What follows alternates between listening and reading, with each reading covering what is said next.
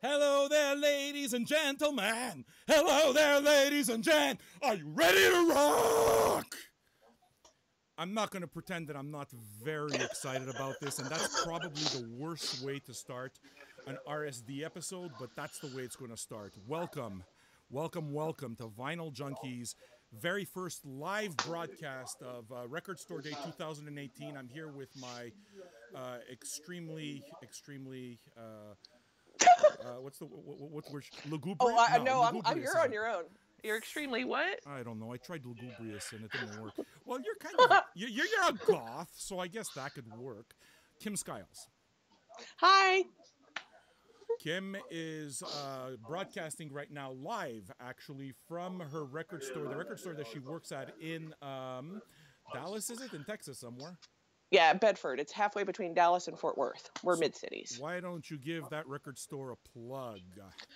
I am at work. The owner is covering for me right now at the counter. Awesome. It is called The Vintage Freak. Oh, I can't show it. The Vintage Freak in Mid-Cities, Texas. So it's actually a really, it's a fitting thing that we're broadcasting live. At least half of us are broadcasting live from a record store. I mean, I don't really leave my house, and truth be told, there's no fucking way that you're gonna get me in those crowds. It's I like Record Store Day. I think it's a great thing. I think that anything that helps people understand this format is fantastic.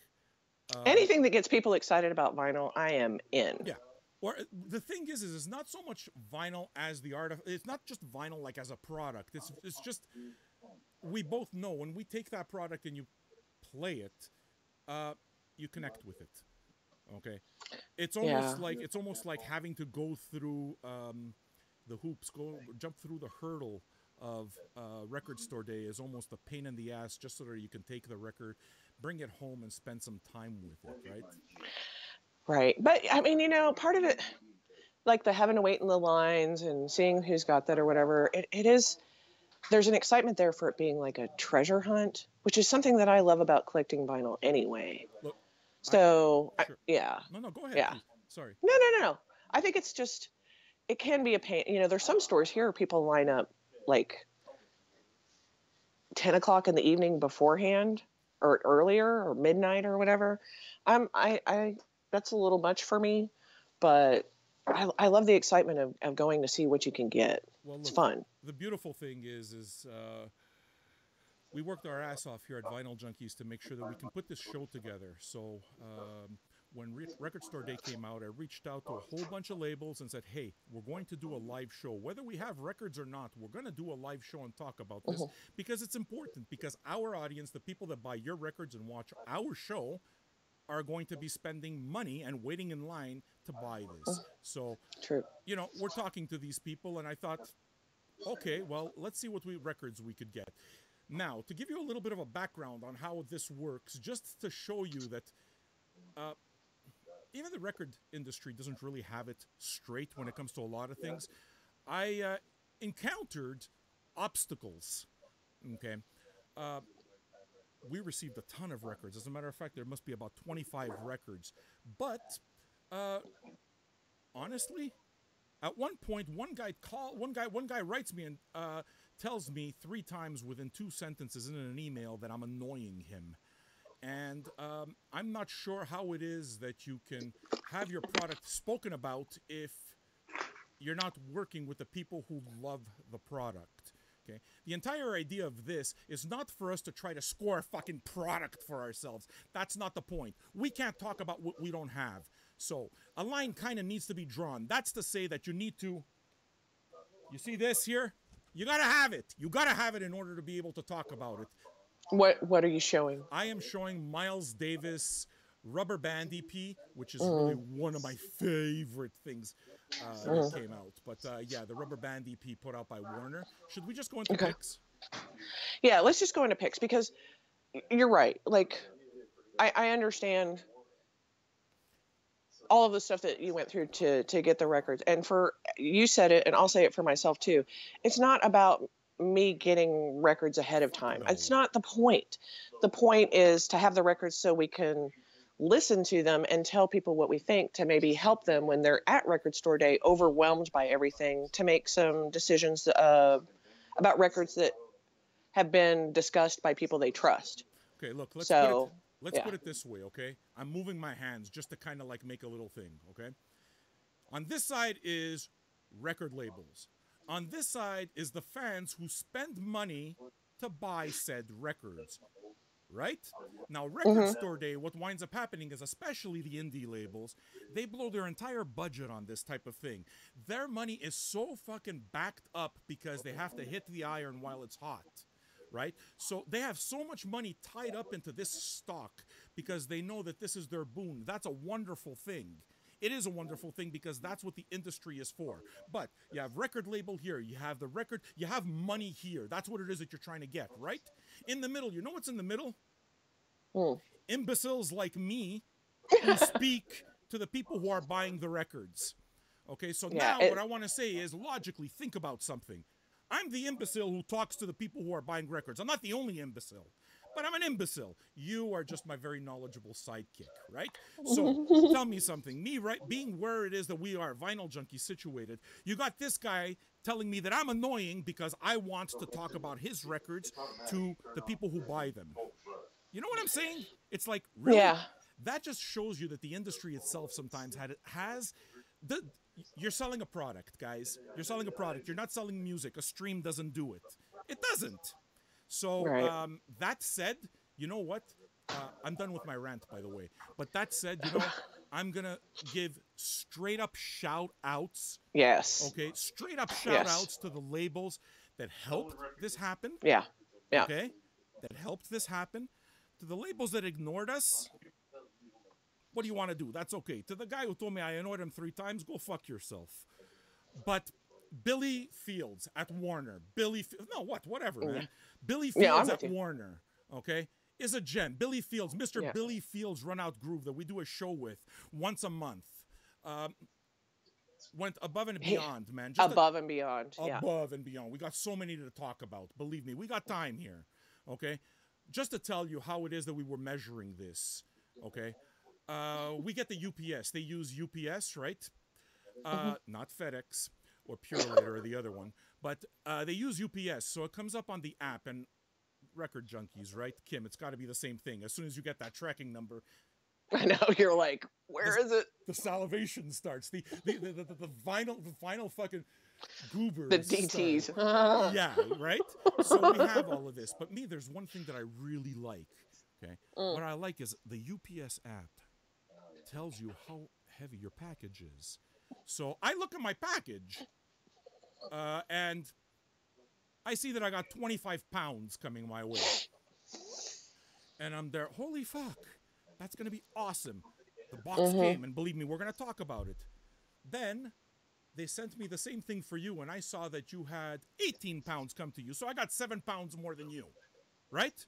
I felt good about this. I felt good about this because I got to talk about it. So it's like, listen, I'm the runt of the litter a little bit, Kim. I'm sorry.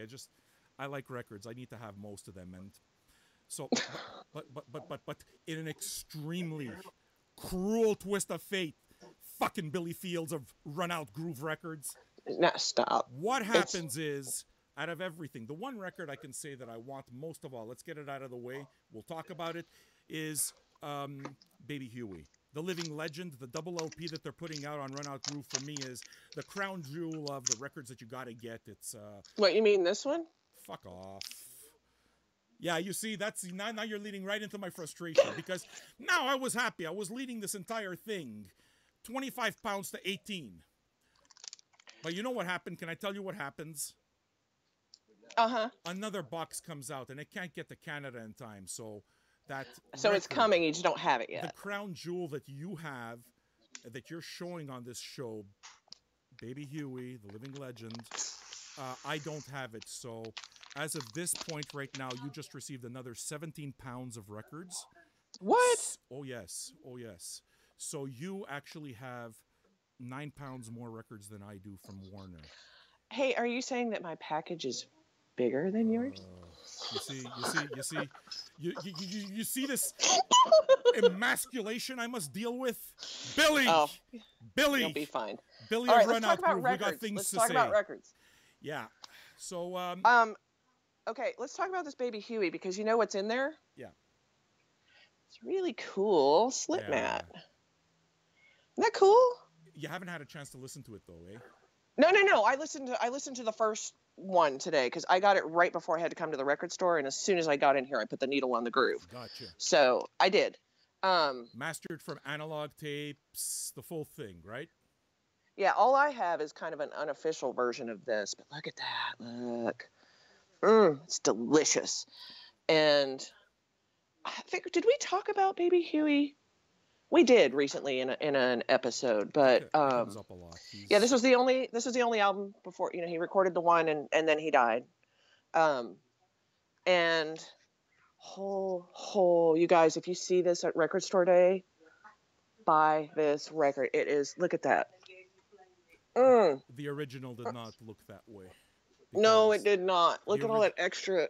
Yeah, the original was only one album, and actually, I can speak to the reissues because I have them. I got it in the pile there, but the reissues are Scorpio pressings and don't sound very good. So that's what I have, and I bought it because I just wanted this record so bad. But this sounds leaps and bounds into a quality is just like, I mean, I'll probably just gift that Scorpio pressing I have to somebody. Because, wow, yeah, if you guys see this, buy this record. It's Baby Huey. Do me a favor. I just found my Scorpio pressing. Just put the cover up front. I want to see if it looks any different from my cover in terms of the color of the jacket. Because my jacket kind of looks faded. But I know Stoughton. Yeah, look at that. Stoughton does it right. Yeah, and it's like super thick Stoughton jacket. Like, Can you see how thick those cardboards are for the sleeves? So this is fucking amazing. Get this record if you see it. So good. So good. Can I tell you the record that caught me completely by surprise? Because Which one? I wasn't expecting it.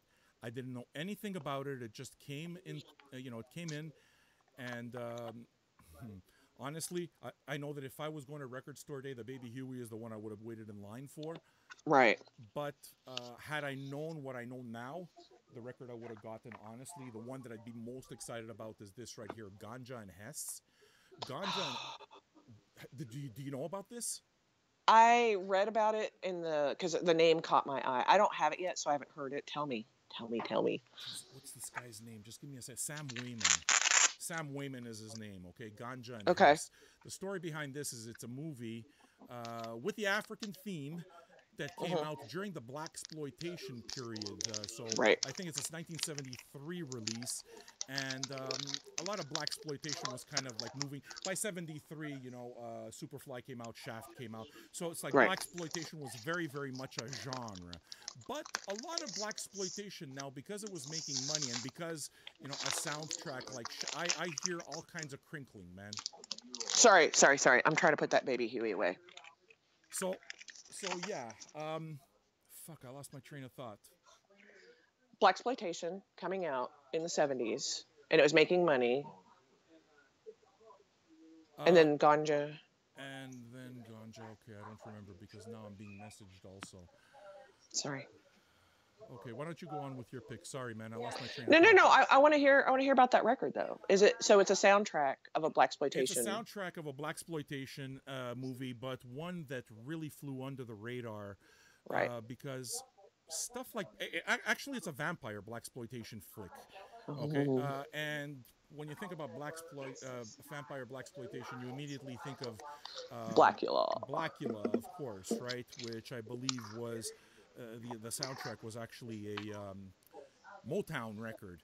In this particular case, there are so many stories attached to this. Number one, it flew under the radar. That's fine.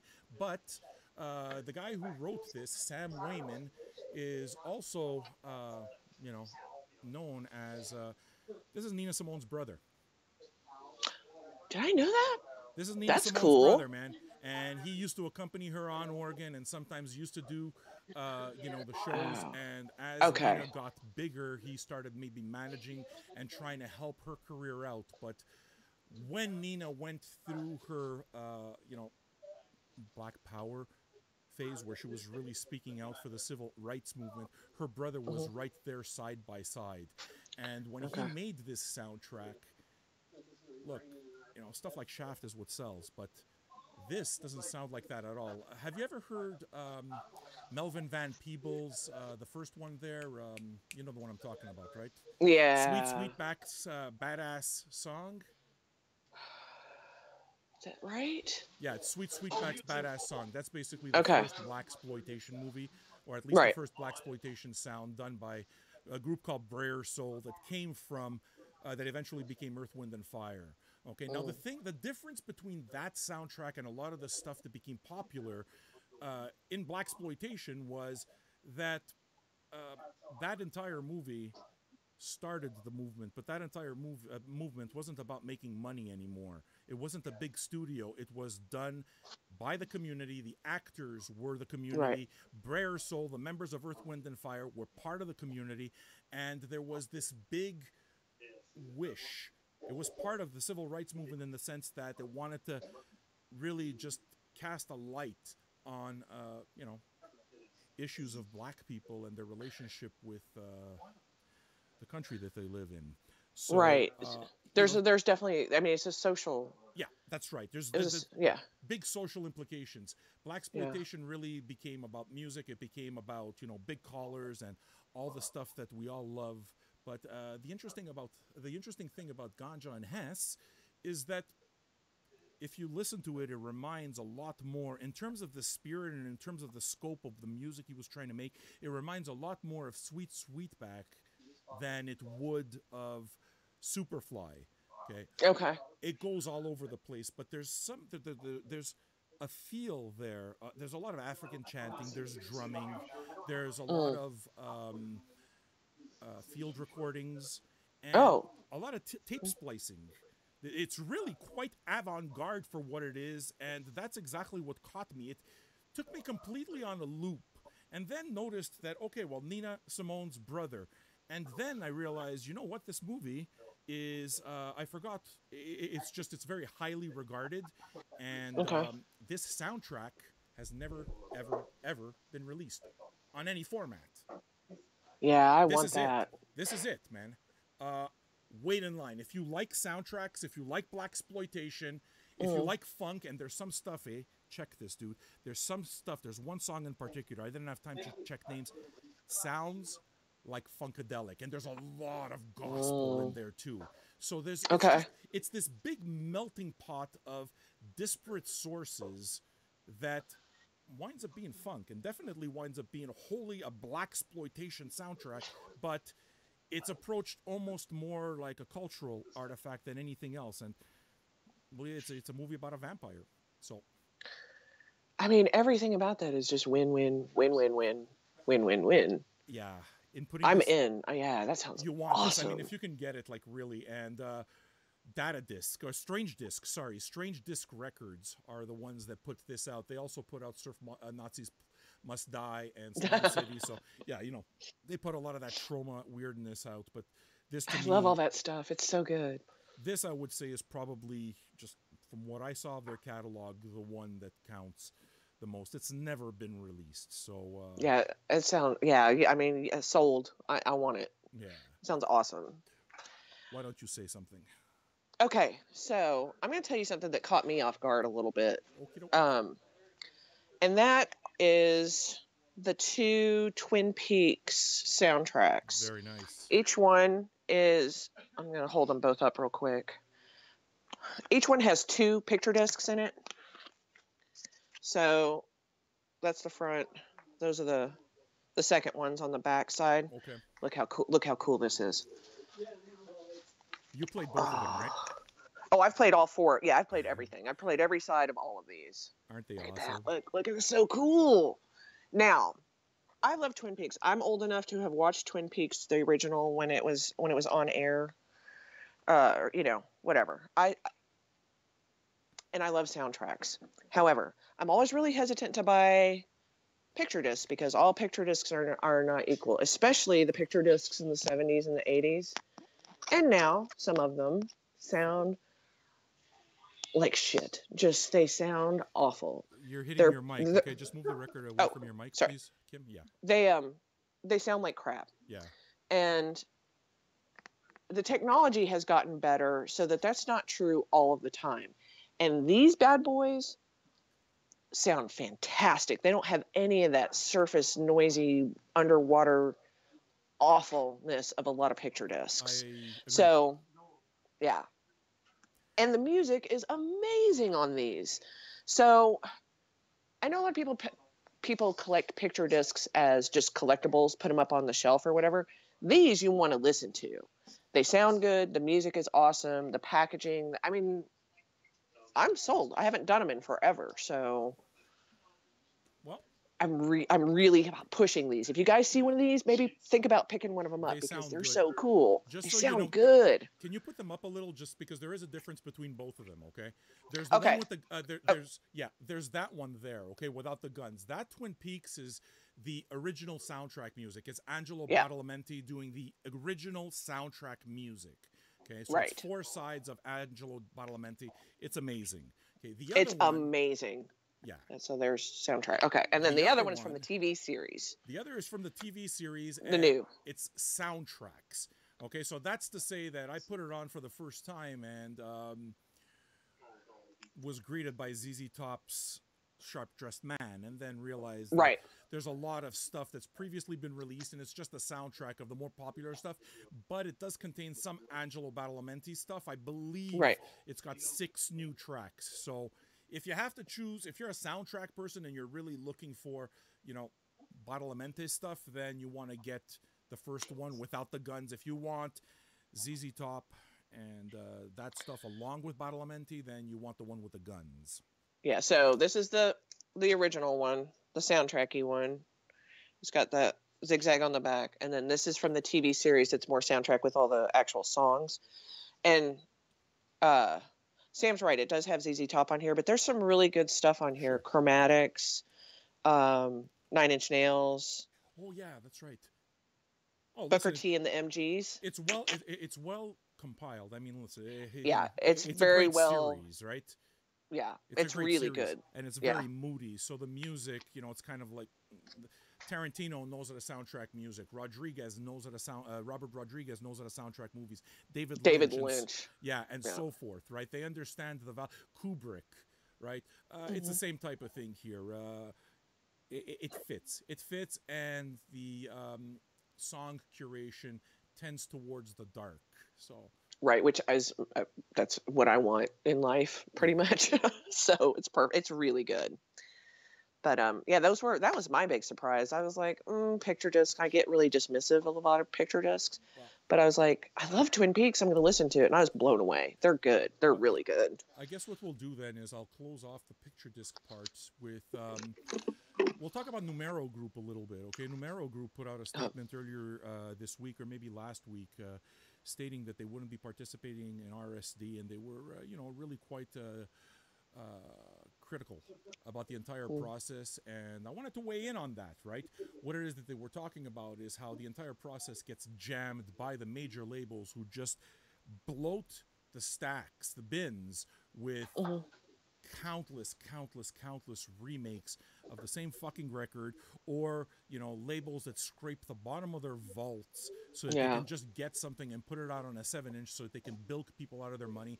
And I would think, honestly, the ubiquitous picture disc is really the biggest culprit, right? And Right. Warner sent some. So what they sent was the picture disc to Enter the Dragon. I'm showing this now, okay? I mean, the soundtrack is brilliant. So Lalo Schifrin. The movie is brilliant. The soundtrack is brilliant.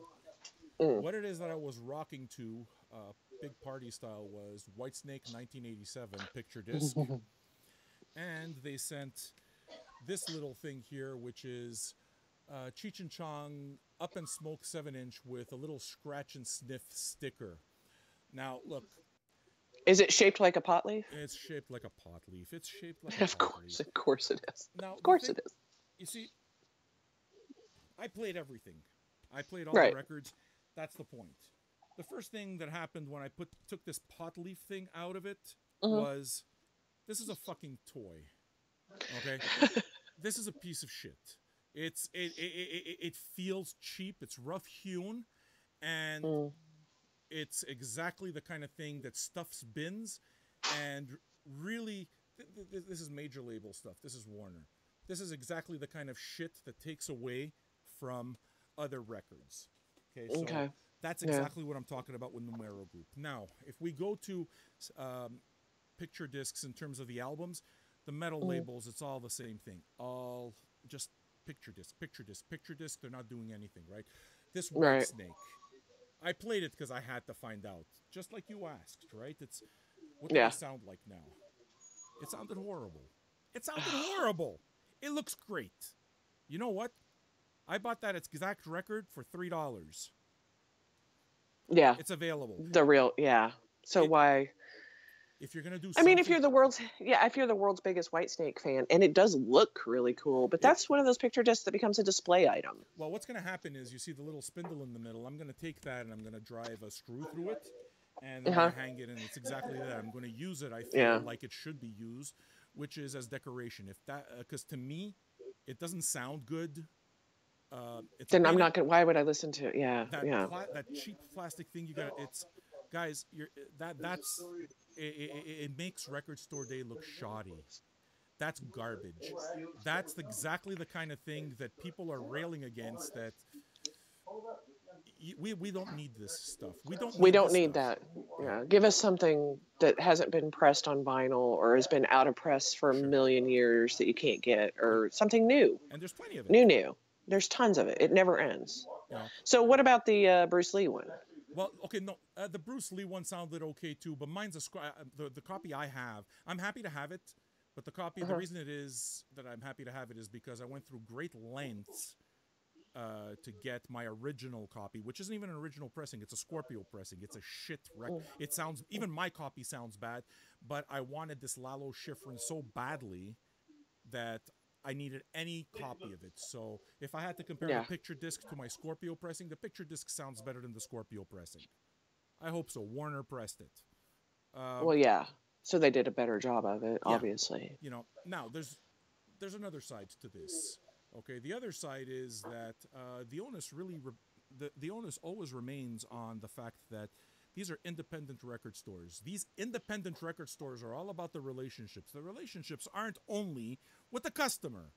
The relationships are also with the people who stock them. These Right. stores spend a lot of money buying this stuff. Okay? Mm-hmm. You know what? If you have a relationship with a label, they're more apt to stock your stuff rather than a fucking trinket that looks like a pot leaf. Right. The onus is still on the independent retail, the independent record label or that to establish these relationships with the independent stores. You're not talking about huge budgets here. You're talking about a lot of stores and people. People work 60, 70 hours a week just to say that they work in a record store because they don't want to do other stuff. Okay. I think goodwill goes a long way, and if that relationship is there, you'll see a lot more of the numeros show up in the bins rather than the countless number of heavy metal picture discs that, I think it's the problem. Yeah, it's tricky. That's it. But That's the last one, man. okay. Well, okay, I started that picture disc nonsense. So why don't you tell me one of your picks? I can absolutely do this. Why don't we talk about one that we really both liked, really, the minute it came in? The first people who came on board were the folks at Org Music. Andrew Rossiter, longtime supporter of the show, and he sent over a nice, healthy box, including this that I'm Thank showing you. right now. I'm showing, yeah, Andrew, you rule. Right on now, The Sounds of Northern Soul. And Y'all. you want this because Mm. this is all old Rhino 7-inches that you're just not going to find again. And the chances of this stuff being, they're talking so loud in the back, I can't hear anything. Sorry. Hey, Francis. Sorry, man, we can't hear anything. Can't hear. So, Go on. yeah. Mm. The compilation was put together by Andrew Rossiter and Matt Block of Runout Groove, Uh-huh. And it's all stuff that you will simply not find and will never be reissued again. So the Loma catalog, the Cala catalog, Atco, okay, you'll find Warner Brothers, Jubilee, for example, you might not find. And it's just a bunch of stuff with the idea of, again, music from the north, northern soul, and it's Hmm. just perfect. It's perfect. You Oh know, my God, y'all! This album, this might be the favorite thing that it's. Well, I don't possibly. want to play favorites, but holy shit! I've listened to this 4 times now. It's so good. It's so good. And the number one song, or the first song on side A, is a Betty LaVette I song, feel good all over. and they're doing their next release. The Run Out Groove release is a Betty LaVette album. Is that not right? Yeah, hey, I wait a think it second. The is. Muscle Shoals one. You're not wrong. Yeah, absolutely.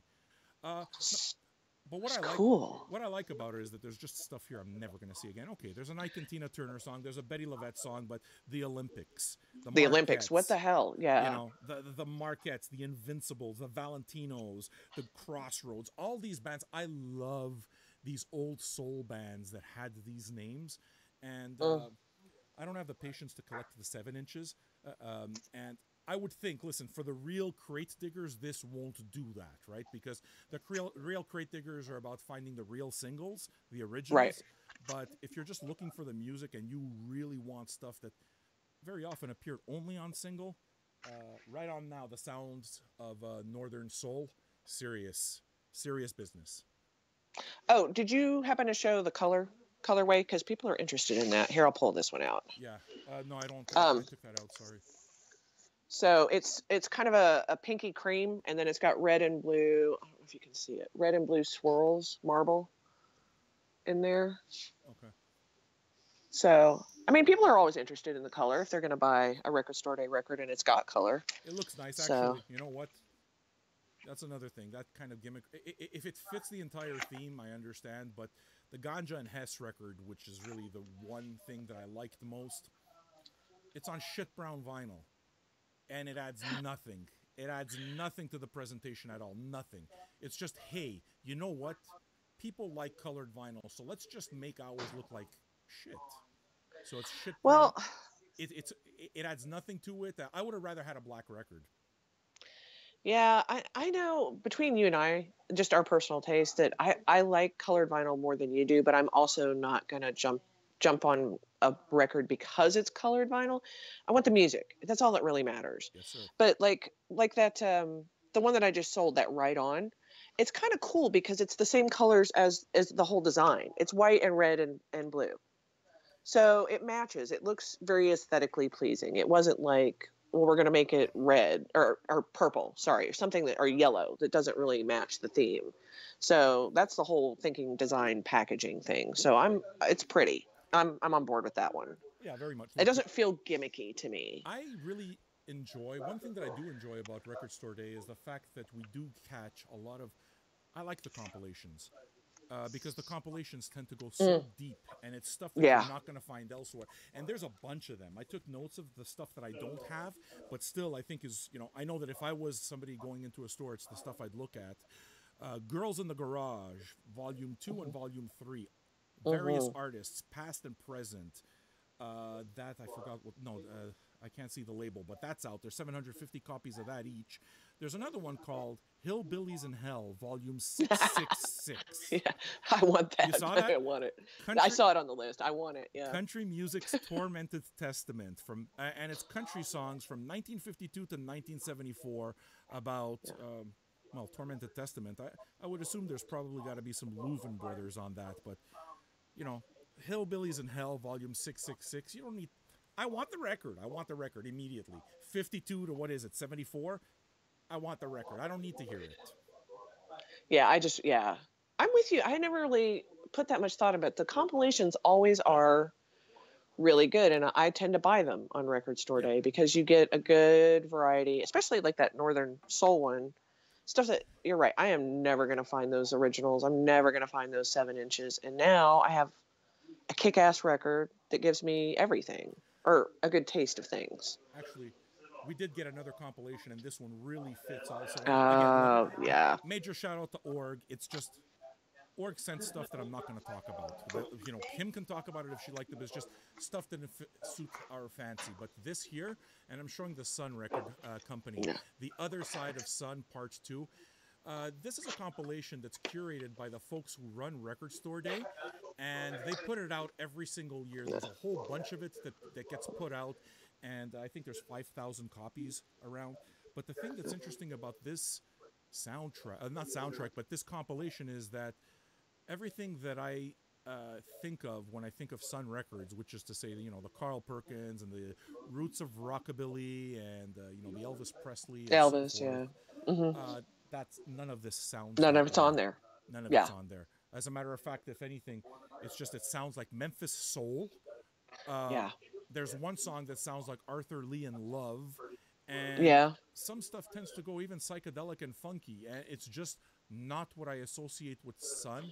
So I really enjoyed the fact that they went through the trouble of digging really deep into the stuff that you're not going to find anywhere. They put it in a compilation, and they do this every... I think they do the same thing on Black Friday, but you can expect a Sun Records compilation all the time, and this isn't the same old Johnny Cash songs. It's... No, yeah, this is the 5th volume of that. It's volume 5. First time they've done that. I don't know any of the artists on it. Like, if you had put this on and asked me about it, I would have no idea that this was a Sun compilation. It's really, really, really good.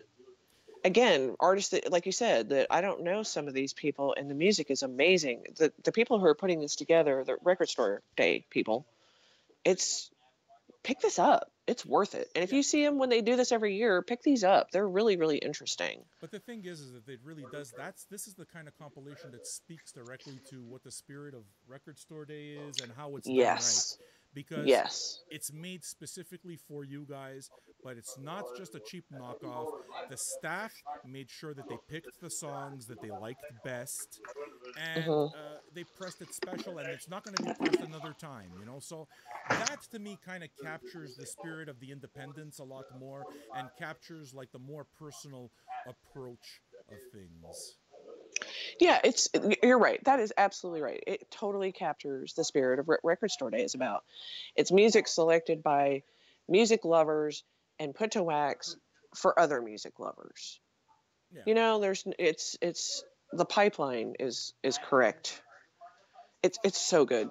Look, the thing is that you're going to find stuff in the pipeline that's not going to please you, right? And one of the reasons that I won't go simply because I don't like crowds, and I think that if you put crowds in the wrong type of situation, you see the worst in people. So to put crowds in a Black Friday type situation is not... I am absolutely not interested in having to deal with somebody pushing next to me trying to grab the same record.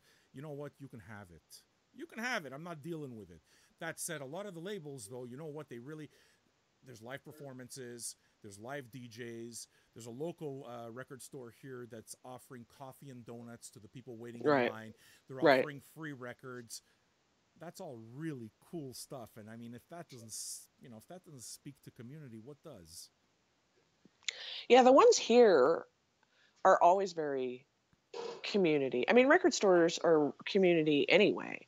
The one I'm sitting in right now is very much a community. I can see 3 of my favorite regulars digging through stacks and talking to each other. This is a hub of music lovers, and you know, there's not that many community places left in our society. Ooh, I got all deep. But it's true. No, you didn't. It's just the connection has to be made. You have to feel something human. Does this sound better, Vioral? He says that my mic is down, so I'm attempting to just bring up my mic a little bit. Sorry. It sounds good to me. So it sounds good to you? Okay. Yeah. Yeah, the community aspect really does count. And we can complain hem and haw as much as we want about Record Store Day. The fact is that it helps a lot of people keep the lights open for a long time. And it's the independents that do, yes... The big bad majors come in and they flood the market with garbage. But you know what? Ultimately, the consumer It's up to the consumer to buy or not, and it's up to the record store to support that kind of nonsense or not. So up to a certain point, Yeah, you you know, get to choose. yeah. Yeah, select what your customers are going to If you purchase. love music and you love your store, curate it in a way that's, you know, that reflects what your values are. And if your values are going to be supermarket and you're going to carry every RSD thing in the universe, then, well, that's the kind of crowd that you're going to get. You're going to get a Black Friday crowd, and it's going to move away from the community aspect of it. You know what I'm saying? Yeah, I'm right on board. I agree. So can I go on with another record, or shall you? Do you feel like speaking, or do I feel like speaking? It's up to you. Whatever. Okay, I got one ready. Okay. One thing that's been happening a lot is Sun Ra, man. There's been so much Sun Ra coming out, and that's always a good thing, right? Sun Ra used to Yes. record just about anywhere, anywhere, anywhere. So there's a lot of it out there, and there's a lot of archive stuff that hasn't been coming out. The negative side of that is that bootlegs.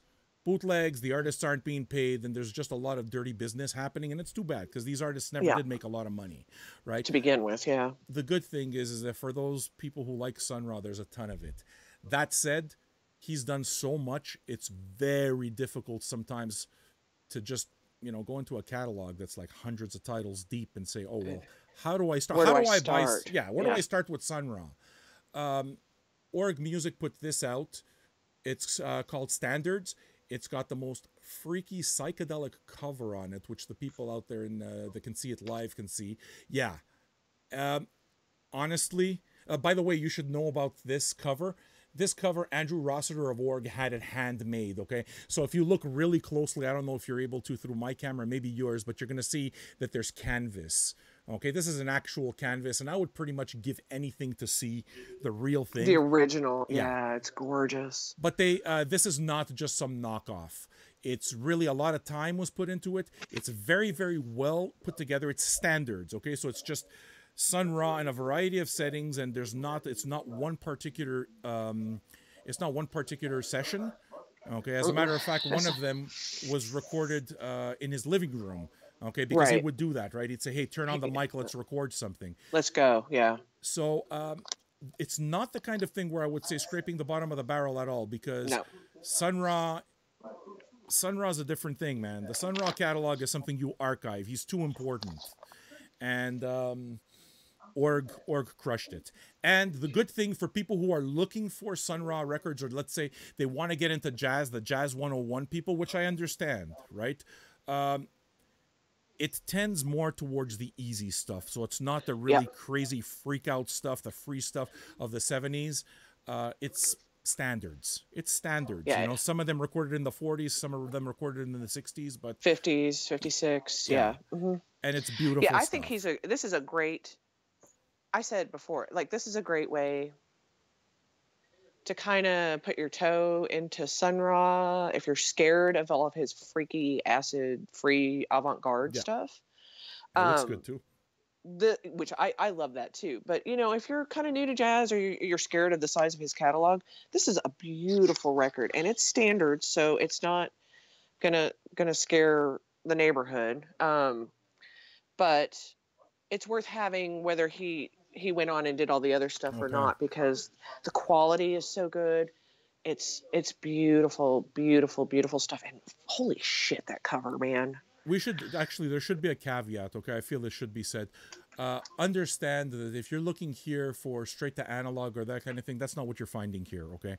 Think about the source material. As a matter of fact, you will listen to some of the stuff. It was pressed at Palace. If not at Palace, then Furnace. I don't remember who pressed it, but I think it was Palace. Yeah. Yeah, Palace in Germany. That really just do great stuff. But the source material, a lot of that stuff has never been issued before, so they recorded that stuff straight from acetate. They recorded that stuff straight from 78s, and if you've played 78s, you know that scratchy needle sound that happens. So you're going to catch some areas where some songs have that scratchy sound, and that's because it was most likely recorded from the best source possible, and the best source possible for that old stuff is 78s. If you're going to go out and, you know, you can look for Sun Ra 78s. I actually have a Sun Ra 78, but you can look for Sun Ra 78s if you want, or this is the easy way to do it. Yeah, this is, it's been done for you. So And it's, yeah, that if you're a jazz fan at all, a Sun Ra fan at all, if you're curious about Sun Ra, I would put that on my list if you're going to Record Store Day this weekend and pick it up, because it's good. It's good stuff. It is. It's good stuff. Anything else come Okay. up on your radar? Tell me. Yes, I want to talk about this Anywhere 2 album. Awesome. Did you get this? I did. I liked it. But you haven't heard. No. I liked it. I played it twice. We hear phones and everything. But I'm happy that you're talking about it. Go for it. Okay, so this is Anywhere, the band Anywhere, and the album is Anywhere 2, because they put one out last year. So it's super group, but it's a fluid one. Like, different people play on different tracks, but it's got members of Melvins. I think Chris Novoselic, Nirvana, is on there. Members of Earthless, Mars Volta, Hair in Oblivion. I mean, there's a bunch of who's who on here. And a lot of times whenever there's super groups or stuff like this, I get a little hesitant because Mike Watt's on it. Mike Watts is on it. Mike Watts was from the Minutemen. He's kind of a legend, punk legend. He's a legend. Anyway. And Firehose. And a bunch of other stuff too. But I always get hesitant whenever there's a super group or stuff like this, because I equate it to, let's say, the Olympics. We put together, Canada, America, whatever, puts together a team, but it's made of people that aren't used to playing with each other. So even while they might be the best at what they do, they're just not used to being the best with these other people. But this is really, really good. And it's rock.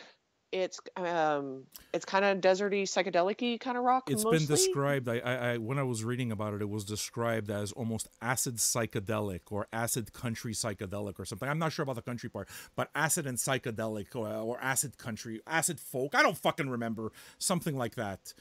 Do these terms matter? Does it? I mean, well, it helps people decide if they're interested in those genres, but it's really, really good. And so I was listening to this. I've listened to this a couple times. The second side is slower, more kind of jammed out. Yes. Than the first side, but there's a song on here. It's the second to the last song, called Astrophysical Graffiti, and there's a woman singing on it, and it's gone through some filters or whatever. It's not like a really pure voice, but I was like, who is that? That's kind of cool. And of course now I'm not, here, I've got her name. So I looked at the name and I was like, well, that name sounds kind of familiar. Nema Mora. Okay. So I looked her up and she was the season 4 winner of America's Next Top Model. Huh? Really? Yeah. And so she's done a little bit of acting or whatever. And I guess she was in a band that kind of fell apart before they recorded. But she sings on this Astrophysical Graffiti, and it's really, really cool. Just weird.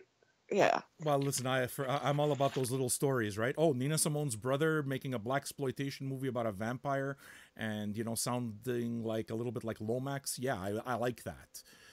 Another thing that I'd point to the record, the thing that caught me there, I'm all about the Melvins. I love the Melvins. I love what Dale does. And Dale Crover's the Melvins member that's on there. I've told him he should put out a jazz record because I think he'd be amazing at it. But the drumming sounds quite tribal. The drumming is quite different from what it is that you expect him to play either on Off. He's going to be touring with Off. I think he's recording Off's next record also. And the stuff that he does on the Melvins, So in other words, kind of like that pounding, sludgy thing that we all love. Not in this case. In this case, it seems like he's going for more percussive, again, psychedelic elements. You hear some bells, you hear some percussion, and it suits him well. I mean, you're not getting a master class or anything, but it suits him well, and he does it well. It suits the music very, very well, and I think it adds greatly to just the psychedelic tinge of it. Yeah, it's real. That whole album, and I've listened to it a couple times now. It's kind of subtle, and it's just really good and really interesting, especially, like I said, when there's so many musicians involved. Each track has a different lineup. Some of them play multiple tracks, but it's just really, really good. If you like psychedelic, stonery, not doomy, but it's No. deserty, psychedelic, acidy. It's really, really good. Really, It, really good. it's deserty, but you know what? I think let's just say with a caveat that if you're expecting kind of that stoner vibe, I don't know. It's not really that. It's good. It's good. Let's put it this way. It's not one of those alterna negative band things that'll wind up on Coachella or whatever. You know what I'm saying? Yeah. It's a good project. It came together well. Yeah, it's more acid psychedelic than it is stoner doom There for you go. sure. It's more jammy. I'm gonna talk So, about a okay. record that you didn't get from Tidal Waves Music because Melvin Sparks, 1973 reissue, first time ever reissued, 1973 Texas Twister, distributed by Light in the Attic. This thing is amazing. If you like guitar picking, if you like really funky guitar picking, then you have that. That's to say that it's funk, but the guitar is very, very much an element, very much in evidence. I mean, it's very much at the forefront. If I had to compare it to something, I would say maybe name drop somebody like Shuggy Otis or Okay. early Johnny Guitar Watson Ooh, or he's one of my favorites. what's the first thought that came to me is one of my favorite guitarists is Wes Montgomery or Grant Green. And Wow. if you took that stuff and you just moved the jazz meter, moved a little bit away from the jazz meter and more towards the funk meter, that's what it is that you're getting with this right here, man. Texas. Holy crap. Tornado, Melvin Sparks. It's freaking brilliant. So for the deep dickers who like the soul, this is one that if you see it, pick it up. That is super, super cool. And I want that. I mean, you just like soul and guitar. And you mentioned Johnny Guitar Watson. I turn people onto him all the time. Oh yeah. What a cool dude that guy was, right? And his covers are yeah, that's the 70s stuff. But Johnny Guitar Watson was very much at the very, very, very, very forefront of Frank Zappa's guitar heroes. I mean, Frank Zappa took up the guitar eventually, but he always saw himself more as a composer. And, some of his earliest childhood memories is talking about how he used to live out, I forgot where, but he used to live out somewhere in California in the Valley, I believe. And he and Captain Beefheart were friends, and they would hang out together. And he would talk about Beefheart. Do you know how Captain Beefheart is purported to have gotten his name? How? I read this from the Frank Zappa book. Okay. But as far as I know, he had a really gross uncle, that at one point basically just stuck out his cock and said, "Look at the size of this fucking thing. It's like a beef heart." And it just stuck. Listen, I might have it wrong, and if I do, it's a great story if I have it wrong, but that seems to be, it has something to do with Captain Beefheart's uncle's cock, I think. And I believe that Frank Zappa may have been there when this is purported to have happened. But, I mean, Beefheart was a child prodigy, and Frank was a prodigy, so they would hang out, and his uncle owned a bread truck delivery. So what they would do is just sit around at Beefheart's house, and he was kind of like he was treated like a prodigy by his parents. So he'd kind of like just tell his mom, "Hey, give me a Pepsi," kind of thing. He had that. He was kind of coddled in that artistic sense.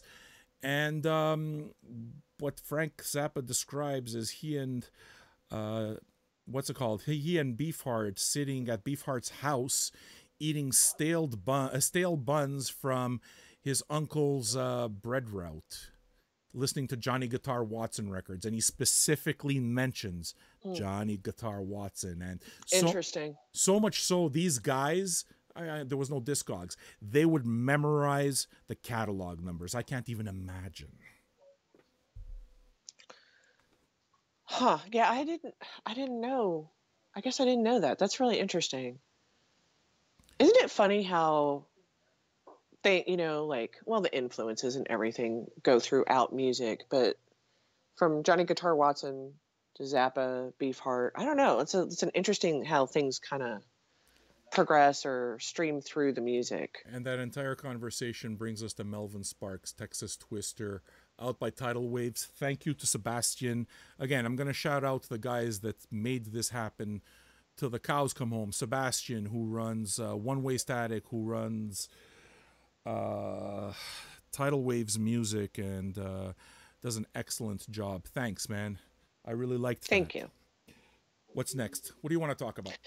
Okay, I got this morning, and so I've listened to it's a double record. I've listened to the first side of the first record. I'm gonna, as soon as we get done, I'm gonna listen to the rest of this. Okay. But this is really cool. Can you see this? The Beau Brummels. The Beau Brummels, Bradley's Barn. First of all, before I even talk about the music, I want to talk about the quality of this freaking physical jacket. Look how it's so glossy. You can see that. It's like one of the thick. It's crazy thick. That's why we have them as sponsors. I mean, because they're good. It adds to the vinyl experience. They do it right. Sorry, go ahead. It's really good. It's really, really good. Okay, and so it's a double. Like that's a CTI. That feels like a CTI cover to me. Sure. Yeah, it's crazy. Okay, so double album, and it's clear-ish. It's almost like a thread. So you can just see that. You played red it? and blue and green. I've got the first one sitting on the turntable over there. Okay. So I've listened to part of it. I haven't listened to this one yet. So you don't know Beau Brummels at all, right? This is the first needle drop for you?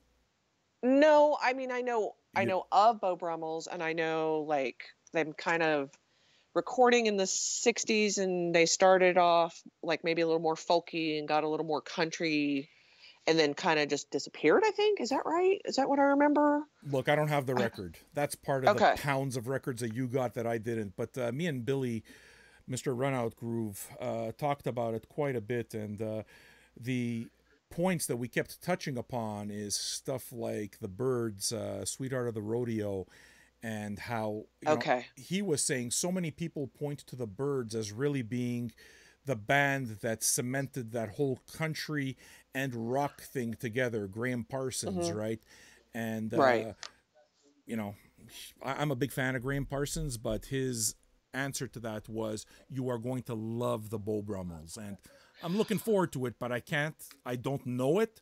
But the first needle drop will tell me what it's all about. You like it, right? Yeah, that first, and I listened. I mean, I was opening up the store, so I had nobody in here, and I was listening. I listened to that first all the way through the first record, and it's really good. I mean, you guys have heard me talk about how I've got this Neil Young obsession lately. This has got that feeling of I thought about the Byrds, Neil Young, Bob Dylan.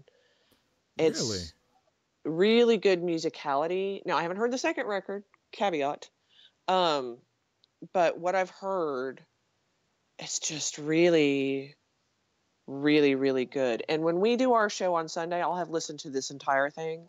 So I may talk about this one again. But we have other records to talk about, but I enjoyed that first record so much this morning that I wanted to mention this one, because if Record Store Day is coming, if you see this, seriously consider it. It's really, really, really good. If you like really good musicians doing kind of, it's just a little folky, it's a little country, it's a little rock and roll, but it's really, really good. So yeah, keep an eye out. If you see this one, consider it.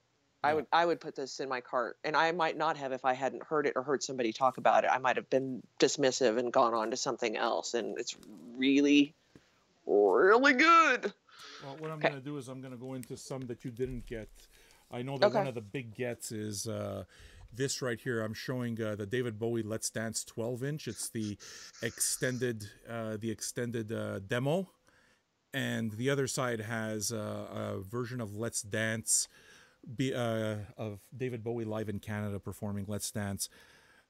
I was going to maybe give that to you, and then decided, no, I'm going to open it. I have to see what this is like, and there's no way I'm giving that to you. There's no chance I'm going to give that to you, because the first thing it kind of reminded me of in a certain way is a couple of years ago, they put out an Isaac Hayes Now Again, I believe, was the label that put out an extended version of Isaac Hayes doing Do Your Thing.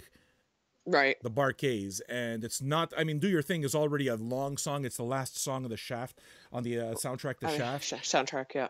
But this is even longer than that, so they really, really go deep down, and it's amazing. But this is stuff that they were just jamming to, and I like it more than the original. I would say that this is exactly the same case for this David Bowie on a number of things. Okay, it's also the demo was also produced by Nile Rodgers. I didn't check the personnel, but it has to be Nile Rodgers on the bass. It is considerably funkier than the original. The original kind of has that clean, polished 80s sound.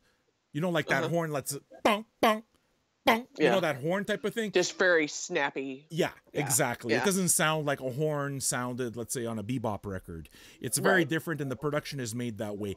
That is kind of pulled back. It's not there. It's just a band jamming for nearly 80 minutes, and Nile Rodgers doing what he does, which is to say, laying down the fattest motherfucking bass line you've ever heard. Yeah.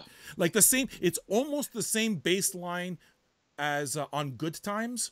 Boom, boom, oh, really? Boom, boom, boom, boom. Or what's the other one?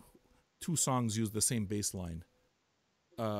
Hip hop, hippity hop, and don't stop. Yeah. Bang to the boogie and the boogie to the back. I can't remember the name. But yeah, we know the song, right?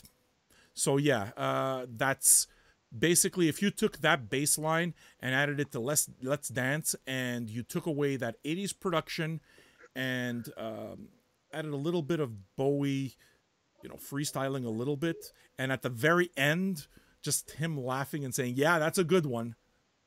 That's what you're going to get. In other words, you want the record. You want it. I mean, out of everything on that list, that was the main. You know me, I'm just a Bowie fanatic, but I saw that and I was like, oh, yeah, well, I could wait in line for that record. I'm pretty sure they sent it because my cover's completely dinged in a corner, and look, I don't care if it's dinged. It's not like I'm gonna sell it. I don't care if things are dinged. There's no chance I'm gonna sell this stuff anyway, so give me dinged covers all you want. It's about the music. Yeah, I don't care about that stuff. Hey, have you had anybody ding it up? Have you had anybody ask? Have you had anyone ask you if you got certain records and then offered to buy them from you? No, because I haven't really told anybody that I've got them. Okay. Yeah. The fucking vultures come out, man. Yeah, I've already had offers to buy these records, and very clearly that's not going to happen, right? The entire point of this is to be able to help sell records and not to be able to take business out of them by putting this shit up on eBay and being a complete turd about it. So that's one aspect of RSD that the flippers. Oh yeah. I mean, what you're talking about is people saying, "Hey, I want that. Let me buy it from you," which we're never going to do. But the record label sent this to us to review, not to sell. God damn, come on, people. But on actual record store day itself, the people that go there and flip, and then literally an hour later, they're on eBay for exorbitant amounts over the cost of the record. I hope those people fucking rot. Yeah, I have oh a my big God, it makes problem me with that so too. mad. It makes me furious. Those are the aspects that I don't want, and I think of one particular record. I mean, I got it now there, but there was one RSD where the big get for me was Erykah Badu, You Can't Use My Phone. Yeah. I think that was just a couple of years back, and I really wanted that because I worship all things Badu, and I knew there's no way I'm going to wait in line because it's going to be one of those records everyone's going to have, you're going to want to fight for. I didn't do it, but it wound up being one of those things where, fuck, I wish I had it. I really wanted it, but the fact is that it probably got in the hands of a flipper because that's a record that other people are going to want and it's going to sell for multiple times. Didn't get it. Not RSD, but Vinyl Me Please put it out like a couple of months ago as their hip hop, so it turned out okay, but yeah, I would say that this David Bowie is probably one of those gets, and no, we don't sell our records. Come on now. Come on, man. No. I'll let you listen to it. I'll talk about it. Sure. And if you're like really, really, really close to me, I might let you borrow it, but that's like 3 people. maybe. Anyway, what do you have next? I'm Hey, stoked that you Anthrax. have that Bowie. It's awesome. Look who came to visit. Who? Kitty? Anthrax Kitty. Hey, buddy. I can't see him. Oh, I love kitties. I Anth- love kitties. He's a buddy. He's my buddy. So talk, Mine man. are just crazy. Okay, hang on. I'm looking. How much more time do we have, by the way? It's Record Store Day. We're past an hour, but let's just go. Okay. I will mention this one. I'll stop with this one. Richard Lloyd, Lodestone. Ah, you opened that one. I didn't give that a chance. Oh, those are my notes on the back. Anyway, let's talk about the design on this because it's really beautiful. Look at that little. It's orange and this very weird Aztec-y whatever. This is one of those ones where I think the colored vinyl really plays. Like everything is orange. The vinyl is orange. The label is orange with a little bit of like a deeper orange, as well as all of it. You know, that's just really, that's a good designer. That's a good graphic artist at work there. Gotcha. Okay, so Richard Lloyd was the guitarist for Television, the band Television. Oh, nice. You guys remember Television? Yes. So this album is very much guitar-based rock. And I think he released this was on Bandcamp, but this is the first time I think it's been pressed on vinyl. Yeah, first ever vinyl release of the 2010 album by Television guitarist Richard Lloyd. But it's really interesting. It's got flavors of Roy Orbison in it. Ooh. It's got flavors of Tom Petty in it. You're talking about like the little falsetto thing happening? Well, I don't know. Like when I was listening to it, I was just like with my eyes closed listening to it, trying to get the vibe of it. And I kept picking up Roy Orbison, and I'm not really sure why. And it's not really his voice. I think it's the twangy guitar. Nice. But this guy is a badass guitarist, and he knows his instrument. He knows what he's doing. So if you like guitar-based rock, and I'm not saying he's like totally old school because it's modern. I mean, it was made in 2010, but it's just really. This is just a really feel-good kind of record. I could see playing this in my car when it's 100 degrees outside driving around. Summertime. Ooh, really? You know what I mean? Like, it's one of those kind of. That didn't sound like what you were describing to me. Now it does. But, well, okay. You know that whole 50s, like the Roy Orbison, or then even the 70s and the Tom Petty. I equate that with, like, being in your Camaro and going on a road trip down to Austin or wherever you live. You know what I mean? Like kind of a couple hour road trip kind of music. I don't know. I really liked it. It's really interesting. Well, I guess I will definitely have to give it a listen because, no, I didn't get there. Somehow, I don't know. It didn't catch me. But that's kind of what I like about the show, right? It's you approach stuff that I won't necessarily, and then we have a discussion, right? Because you don't want to not like music. You want to like everything, or at least I do. Right. You know, I do too. I'm not a genre person. If there's something that I'm missing in the music, I want to know what it is. You know, and that kind of brings John Peel. You know, John Peel's idea of there's no such thing as bad music. It's just whether it resonates with you or not, whether like it's on your frequency or not, and that frequency changes on your mood, it changes, you know, on your life history, it changes on a whole lot of things. So to just go out and, you know, say that something sucks is, I don't know, arrogant, lame, arrogant. So look, what I'm showing is another one that you didn't get that might be a record that some people won't want, but Miles Davis, the Rubber Band EP. Oh, that's cool. Yeah. Now the 70s stuff and everything before is the best Miles Davis, yes. Now, this is nothing but opinion, but in terms of the 80s stuff, not for me. All of them. Tutu was okay. Amandla, couldn't take it. Siesta, I don't like that period because it just felt like, you know, besides the fact that he was really being propped up and like his stage managers would, you know, tie him up in a girdle type of thing, you know, to support his bad hip and that kind of thing. It sounded like Miles Davis was toothless, but Miles changed music over and over again, and he recorded something that was not even finished before he died, and was released after he died. His last record called Doo-Bop. Right.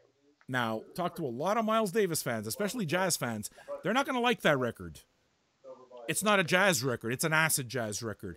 And for me, that's exactly that's Miles once again taking the language of music and infusing what he does into the modern sounds of the day. I thought the record was amazing. It did nothing. It's I know that it's not very highly regarded in his catalog, but if you want to talk about this Rubber Band EP, it's music that was recorded in '85 and it was put together now and remixed by by Wilburn, who manages the Miles Davis estate, and it sounds a lot more like what you would expect on Doo-Bop than what you would expect on Tutu, for example. Okay, all right, cool. Very cool. Yeah, I love it. I mean, I'm in. I there's some stuff of his I'm with you where I'm like, but I'm open to listen to any of it. If Miles did it, I'm interested. It's like if Neil Young did it, I'm interested. Whether I like it or not, I still want to hear it. That's the big one for me, right? That's another one.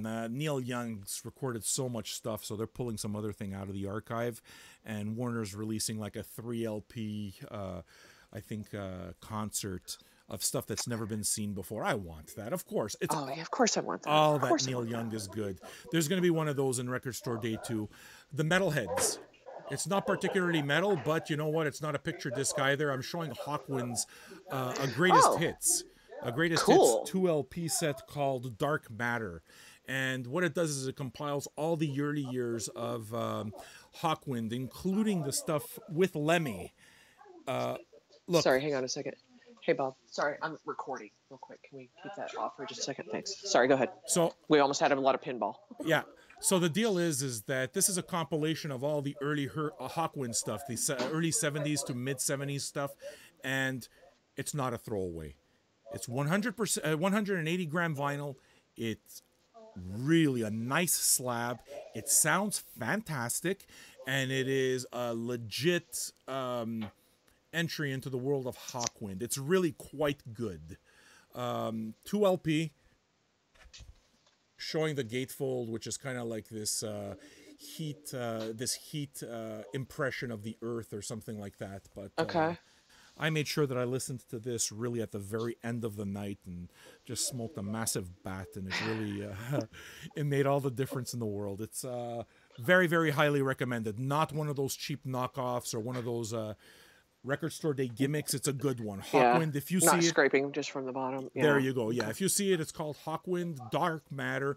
It's just a black cover, and it's released by Parlophone, actually. Parlophone, which is Warner.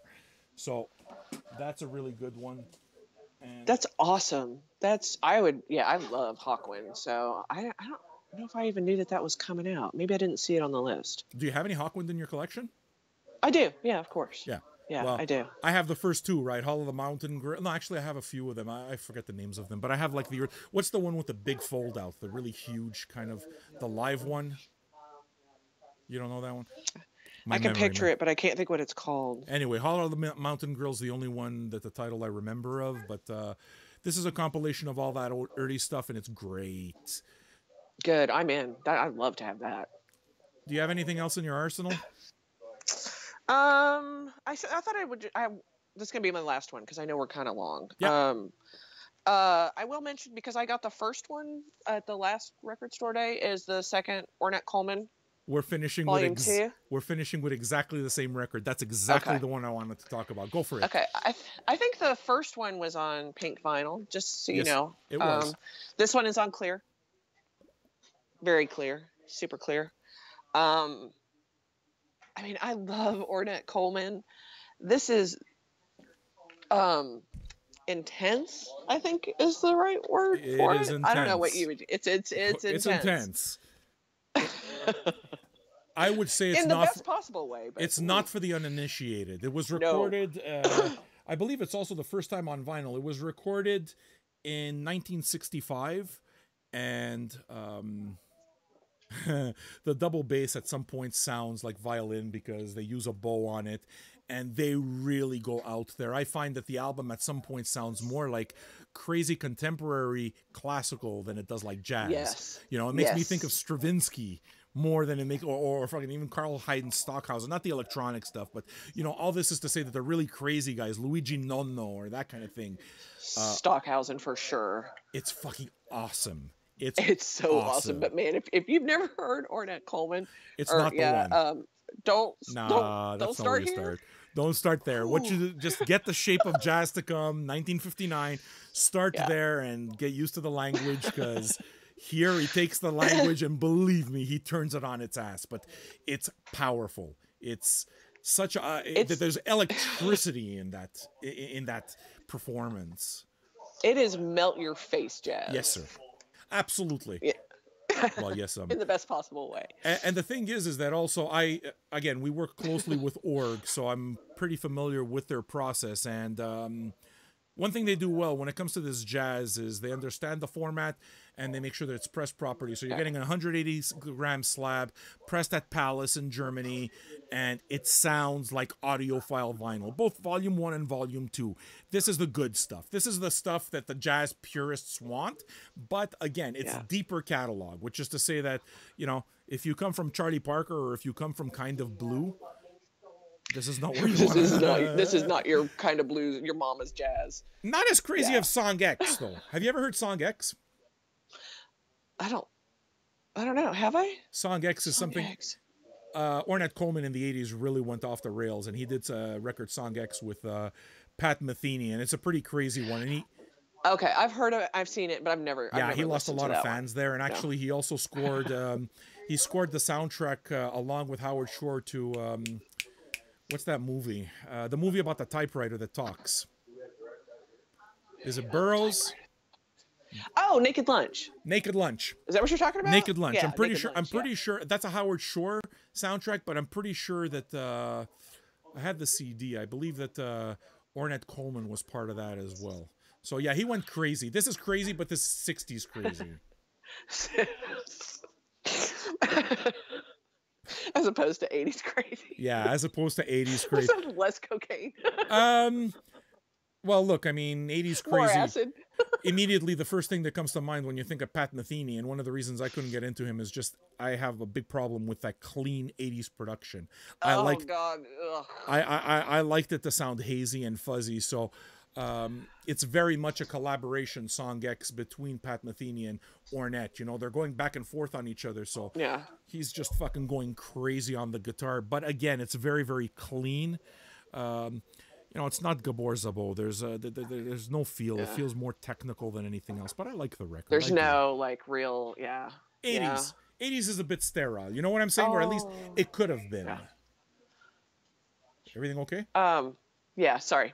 I was just making sure that there wasn't any mayhem. I am sitting in my store, so sorry. Just had to kind of glance. We pulled through, Kim. That was awesome, man. That was awesome. Well, you guys, if you go out to Record Store Day, I'm sure we're going to start seeing posts this weekend on Vinyl Junkies. But I hope this was helpful.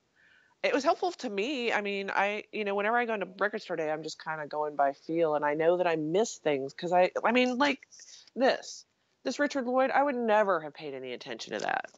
Absolutely. And it's really good. So hopefully it helps some people make some decisions when they're standing there in their store on Saturday. Absolutely. I'm actually trying to pull up my Ganja and Hess record. I showed it earlier, but look, the Ganja and Hess record is a perfect example. I didn't even know this record. I didn't know the movie. I didn't know anything, and it really did wind up being the best thing that I heard out on Strange Disc. Again, thanks, Sebastian, for sending that over. Look, the point of this whole show is we know. You guys get excited. You like the stuff. You're going to go to the stores. There's a lot of money. We respect the fact that you have that and that you're going to spend it. You want to know what you're buying. So knowing about the quality of the record, knowing about the music, getting a bit of backdrop, I know helps me. So we figured instead of just printing out the Record Store Day list like all of us do and kind of just checking off the stuff, we'd give you a few other things to think about. Yeah, so hopefully it helps. Give us feedback. Share the video. Stuff. Or don't share it. It's okay if you don't share it. Yeah, it's okay if you don't share it. But I do want to hear feedback. I want to hear what you guys think or what you have Sure. I mean, that's the whole point of this is community. Look, so I'm pretty sure this is the first time that a live RSD show goes on where we're actually reviewing the records 2 days before they come out. I'm proud of that, and we worked hard for it, and we will continue to work at it. We take the audience seriously, and believe me, Black Friday will be better. Black Friday will be ahead of the curve and will work better, and the sync between us and our partners is going to be that much more. And you know what? Look, I listened to all 25 records I got. If I get 50, I'm going to listen to all 50 of them. I will. It's part of it. I've listened to every single one except for that one that I'm only halfway through, and I've listened to some of these several times. So yeah, I mean, I'm happy to do it. Even the ones that I wasn't as strong about as the others. Yeah, it's good stuff. So thanks to everybody that helped. Stick the knife in a little bit more by telling me that you played that Baby Huey, and now you're going to tell me that it sounded really fucking glorious and that I should have a little twinge in my heart for not having a copy yet. Yeah, in about half an hour when I finish that bow, I'm going to listen to that Baby Huey again. You are an asshole. I know, it's so cool. Okay. Love you, Kim. You're really awesome. This was so much fun. All right, well, we'll see you guys on our regular Sunday episode coming up. I guess that'll be post-game RSD. We're interested in knowing what you guys are picking up. What's on your list, man? Tell us. Yeah, tell us. Bye-bye, guys. Bye. Thanks to everybody.